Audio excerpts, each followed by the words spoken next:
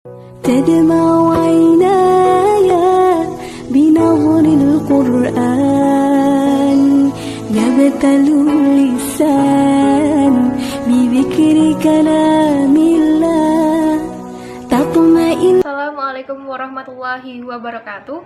Perkenalkan, nama saya Nur Rahma Clarisma Sari, nomor NPM 210-140, Pendidikan Agama Islam kelas B semester 1. Baik, saya akan memberikan pembelajaran dan peran pendidik di abad 21. Pembelajaran abad 21 merupakan pembelajaran yang mempersiapkan generasi abad 21 di mana kemajuan teknologi informasi dan komunikasi TIK yang berkembang begitu cepat terhadap berbagai aspek kehidupan, termasuk pada proses belajar mengajar.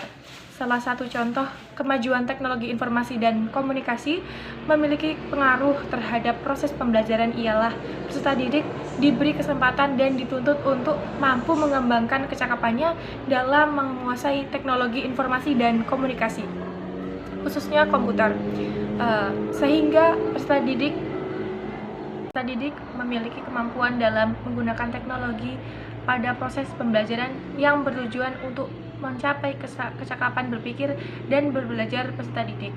Selain itu, sistem pembelajaran abad 21 merupakan suatu peralihan pembelajaran di mana kurikulum yang dimana dikembangkan saat ini menuntut sekolah untuk merubah pendekatan pembelajaran yang berpusat pada pendidik atau teacher-centered learning menjadi pendekatan pembelajaran yang berpusat pada peserta didik, student-centered learning. Hal ini sesuai dengan tuntutan di mana dunia masa depan peserta didik harus memiliki kecakapan berpikir dan belajar. Kecakapan tersebut diantaranya adalah kecakapan memecahkan masalah atau problem solving, yang berpikir kritis, kolaborasi, dan kecakapan berkomunikasi. Semua kecakapan ini bisa dimiliki oleh peserta didik apabila pendidik mampu mengembangkan rencana. Kecakapan tersebut diantaranya adalah kecakapan memecahkan masalah atau problem solving, berpikir kritis, kolaborasi, dan kecakapan berkomunikasi. Semua kecakapan ini bisa dimiliki oleh peserta didik apabila pendidik mampu mengembangkan rencana pembelajaran yang berisi kegiatan yang menantang peserta didik untuk berpikir kritis dalam memecahkan masalah. Kegiatan yang mendorong peserta didik untuk bekerja sama, berkomunikasi, harus tampak dalam setiap rencana pembelajaran yang dibuatnya. Pembelajaran yang berpusat pada peserta didik berbeda dengan pembelajaran yang berpusat pada pendidik. Berikut karakter pembelajaran abad 21 yang sering disebut sebagai 4C, yaitu yang pertama, communication, komunikasi.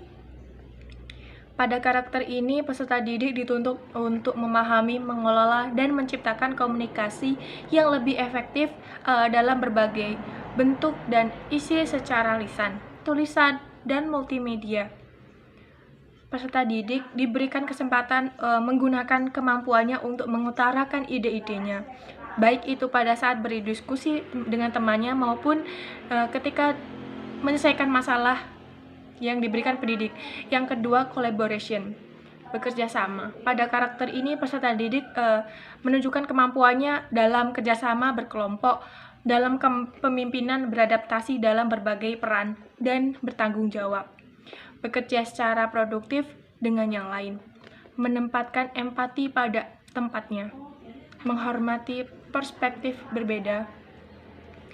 Peserta didik juga menjalankan tanggung jawab pribadi dan fleksibilitas secara pribadi pada tempat kerja dan hubungan masyarakat, menetapkan standar dan tujuan yang tinggi untuk diri sendiri dan orang lain.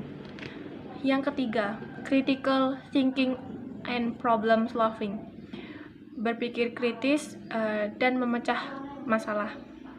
Pada karakter ini, peserta didik berusaha untuk memberikan penalaran yang masuk akal dalam memahami dan membuat pilihannya yang rumit, memahami interkoneksi antara sistem Peserta didik juga menggunakan kemampuan yang dimilikinya untuk berusaha untuk menyelesaikan masalah yang dihadapinya dengan mandiri. Peserta didik juga harus mempunyai kemampuan untuk menyusun, mengungkapkan, menganalisa, dan menyelesaikan masalah. Yang keempat, ada creativity and innovation, daya cipta dan inovasi. Pada karakter ini, peserta didik memiliki kemampuan untuk mengembangkan pelaksanaan dan menyampaikan gagasan-gagasan baru kepada yang lain, bersikap terbuka dan responsif terhadap perspektif baru dan berbeda. Selain peralihan sistem pembelajaran, pada abad ini pun terjadi pergeseran pendidikan pada abad 19 yang dikenal sebagai era industri. Penyelenggara pendidik bertujuan untuk mempersiapkan orang dalam dunia sederhana, statis atau linear, dan predictable atau dapat diramalkan. Peserta didik diharapkan untuk melakukan kegiatan-kegiatan perilaku yang rutin, dan dampak dari pola pendidikan ini adalah kemampuan output yang standar, sehingga kecakapan yang dimiliki merupakan kecakapan standar. Sehingga pada abad 21 saat ini yang bisa disebut era pengetahuan, maka tujuan pendidikannya pun adalah satu, mempersiapkan orang dalam dunia pasang surut dinamis dan akuntabel, tidak bisa diramalkan. Yang kedua, perilaku yang kreatif. Yang ketiga, membebaskan kecerdasan individu yang unik. Serta yang keempat, menghasilkan inovator. Dengan demikian, modal sekolah pada abad ini mengharapkan pendidikan dapat menjadikan individu-individu yang mandiri sebagai pelajar yang mandiri. Untuk mencapai tujuan pendidikan tersebut, pada abad 21 saat ini yang bisa disebut sebagai era pengetahuan, maka tujuan pendidikannya pun adalah satu, mempersiapkan orang dalam dunia pasang surut dinamis, unpredictable atau tidak bisa diramalkan. Yang kedua, perilaku yang kreatif. Yang ketiga, membebaskan individu yang unik. Yang keempat, menghasilkan inovator. Dengan demikian, modal sekolah pada abad ini mengharapkan pendidikan dapat menjadikan individu-individu yang mandiri sebagai pelajar yang mandiri.